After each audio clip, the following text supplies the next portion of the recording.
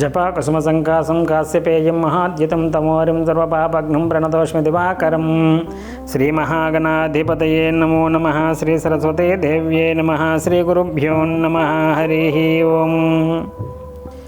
GMK TV ప్రేక్షకులకు శుభోదయం. నేటి కాలమాన విశేషాలను గమనిద్దాం.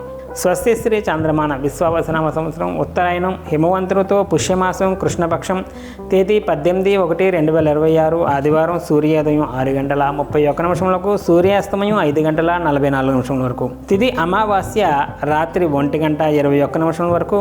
నక్షత్రం పూర్వాషాఢ ఉదయం 10:14 వరకు. వర్జం సాయంత్రం 6:46 నుండి 8:29 వరకు. దుర్ముహూర్తం సాయంత్రం 4:14 నుండి 4:59 వరకు.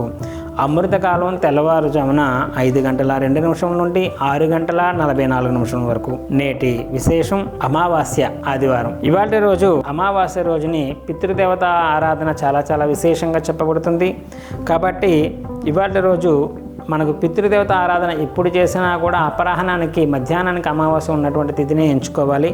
ఇవాళ రోజు రాత్రి దాకా అమావాస్య ఉన్నటువంటి కారణంగా ఇవాళ రోజు మనం పితృదేవతలను ఉద్దేశించి చేసేటటువంటి తర్పణాలు తెల్ల తర్పణాలు అని చెప్పేసి మనకి చనిపోయినటువంటి వాళ్ళ పేరు మీద నువ్వులతోటి నీళ్లు విడిచినట్లయితే పితృదేవతలకి చాలా దాహార్తి తీరి మనల్ని చాలా అనుగ్రహించేటటువంటి ప్రయత్నం చేస్తారు. కాబట్టి తెల్ల తర్పణాలు పితృదేవతలను ఉద్దేశించి వదలటం, వీలు కానటువంటి వాళ్ళు పితృదేవతలను ఉద్దేశించి స్వయం పాకాది ఆమదానం అని చెప్పేసి పత్రులు మొదలైనటువంటి దానాలు చేసుకోవడం ద్వారా కూడా పితృదేవతల అనుగ్రహం పొందేటటువంటి అవకాశం ఉంటుంది. ఇవాళ రోజు అన్నదానం చేసినా కూడా పితృదేవతల అనుగ్రహం పొందేటటువంటి అవకాశం ఉంటుంది. కాబట్టి అన్నదానం చాలా శ్రేష్టంగా చెప్పబడుతుంది. పితృదేవతల అనుగ్రహం ఉంటే మన వంశం అభివృద్ధి చెందుతుంది. తదనుగుణంగా సంతానం కలుగుతారు. కలిగినటువంటి సంతానం కూడా అభివృద్ధి చెందేటటువంటి అవకాశం ఉంటుంది. కాబట్టి పితృదేవతలను ఉద్దేశించి మొదలైనటువంటి ఆచరించడం, వీలైనటువంటి వాళ్ళు నెలలో ఒక్కరోజైనా సరే, ఏ రోజు అవ్వకపోయినా అమావాస్య నాడైనా సరే మౌనవ్రతాన్ని ఆచరించేటువంటి ప్రయత్నం చేస్తే నోరును గనక మనం అదుపులో పెట్టుకునేటటువంటి ప్రక్రియ అనమాట. ఈ మౌనవ్రతం అనేటటువంటి దేనివల్ల అంటే మనకి వచ్చేటటువంటి సమస్యలన్నీ కూడా దేనివల్ల వస్తాయి అంటే నోటి వలన వస్తూ ఉంటాయి. నోరుని అదుపులో పెట్టుకుందుకు గాను మనం ఇవాళ ఒక్కరోజు కూడా మౌనవ్రతాన్ని ఆచరించే ప్రయత్నం చేస్తే మనం కళ్ళ ముందు ఏం జరుగుతున్నా వెంటనే మనం రియాక్ట్ అవ్వకుండా, తొందరపడకుండా సహనం సంయమనం పాటించడానికి చాలా మంచి థెరపీ అనమాట.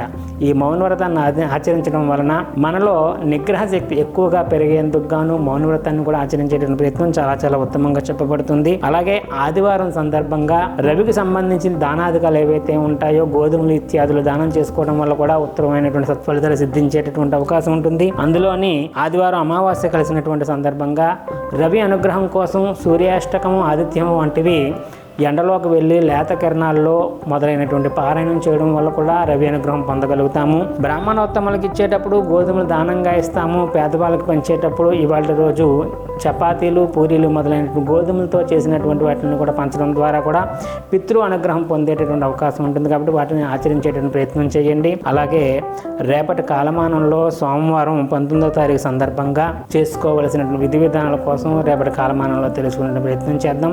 హరి ఓం. దత్త బ్రహ్మ అర్పణమస్తు. సర్వం శ్రీ ఉమామహేశ్వర అర్పణమస్తు. స్వస్తి. జ్యోతిష సలహాలకై సంప్రదించండి కోమలాపల్లి చౌడేశ్వరి నందన్ శర్మ, ప్రముఖ జ్యోతిష సిద్ధాంతి, ఆధ్యాత్మికవేత్త. శ్రీ చౌడేశ్వరి జ్యోతిషాలయం, చినరాజుపేట, అనకాపల్లి. Phone number 8500267002.